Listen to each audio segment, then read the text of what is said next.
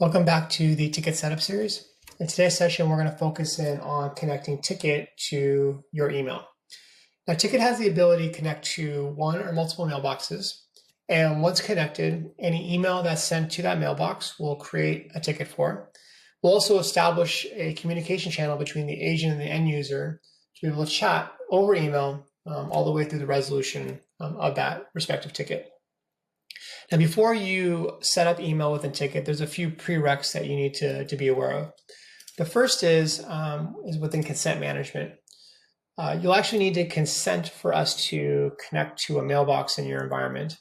There is a consent management setup series video just prior to this one that walks you through how to consent Tikit across these different features. And specifically, we highlight how to hook up the email connector. The second prereq that you need to be aware of is that you need to have a user or shared mailbox for us to hook up to Tikit. It can't be a distribution list and it can't be a Teams group mailbox. It needs to be a user or shared mailbox because those other two have just limited functionality. But once you have a user or shared mailbox, you can travel over to the Teams area here and hook up your mailbox. Now, Tikit can have one or multiple mailboxes. So you'll see here, I have two teams. I have the HR team and I have the IT team. And HR is already hooked up to a mailbox.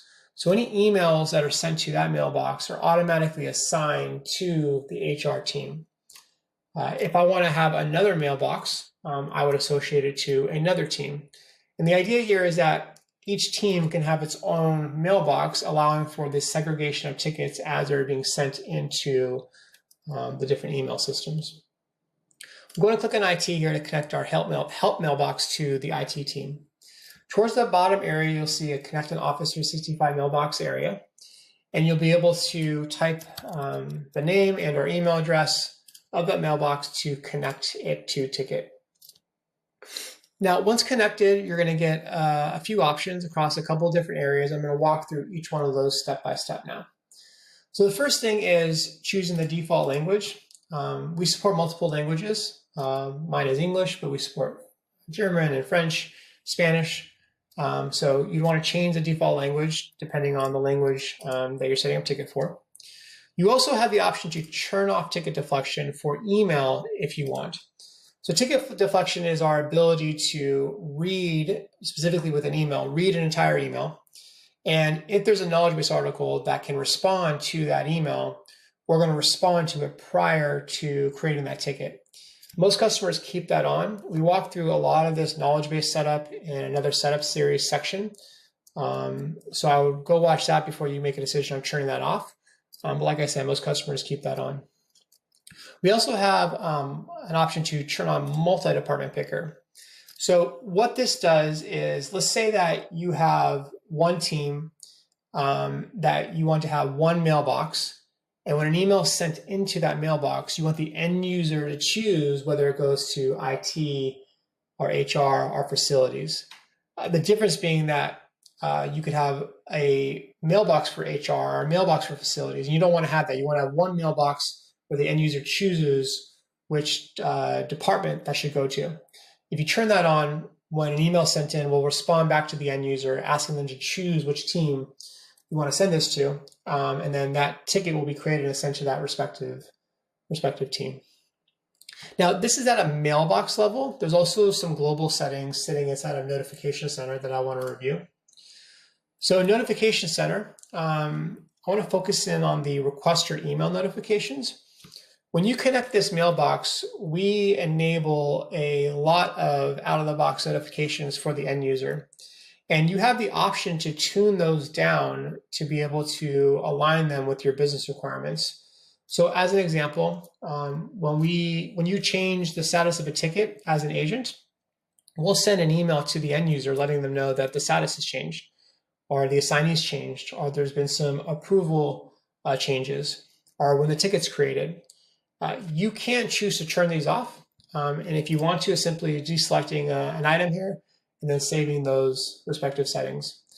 The other thing I want to mention here is that if you decide to turn off one of these settings, you can always go to automations to create your own custom notifications based upon your business requirements. There's a whole automation setup series video that kind of walks through some of that as well, but you have that option. The last thing, a few things I want to focus in on in the email area is the actual email that's sent, the initial one to the end user. So if you keep the default response when ticket is created checkbox selected, you'll have the ability to edit the default email that we send here. And you can edit the subject and the body. A couple of things I want to mention here. One, you can add anything you want here in the body, on subject in the body. You also see these blue variables. These are ticket properties. So if I do a open curly bracket here, I can add other ticket properties to curate the type of message I want to send to my end users in my business. And the last thing I want to highlight here is the email footer. You'll see this when we actually use the email that we just set up, but every email that's sent to an end user will have a footer. And that footer will have a link to the request portal.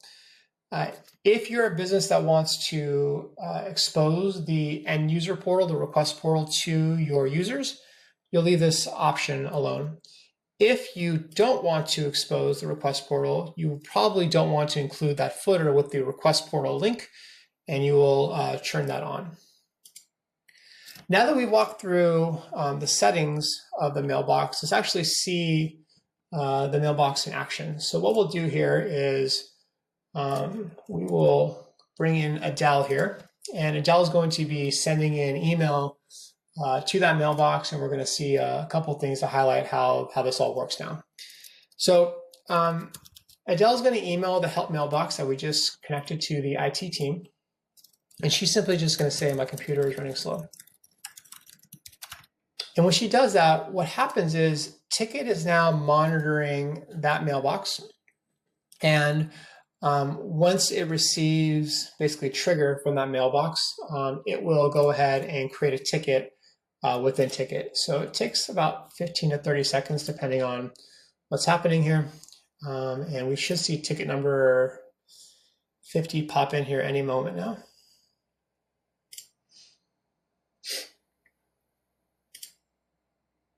There it is. So there's ticket 50. And what you're going to see on the left-hand side here is Adele is going to be sent an email letting her know that ticket 50 was also created. Now, this is the email that was inside of Notification Center. So I could have adjusted it if I wanted to, but I left it as is here. So here's the subject and here's the body. A couple of things I want to highlight about this email. The first is that if Adele were to reply to this email, this would update the ticket and let the agents know that the end user's making a comment or asking for something. The other thing I want to highlight here is this footer. So this is that footer that I decided to keep on. This would send Adele to the end user request portal, and she could work on the ticket there if she wanted to. Now I'm going to flip over to Diego's side and talk about the agent experience. So ticket 50 here was created. And there's actually something a little bit different about this ticket than all the other tickets we worked on so far. So ticket number 50 was created via email, and we actually visually notate that here in the product on the actual ticket here. And that's really important because something different happens for tickets that are created via email.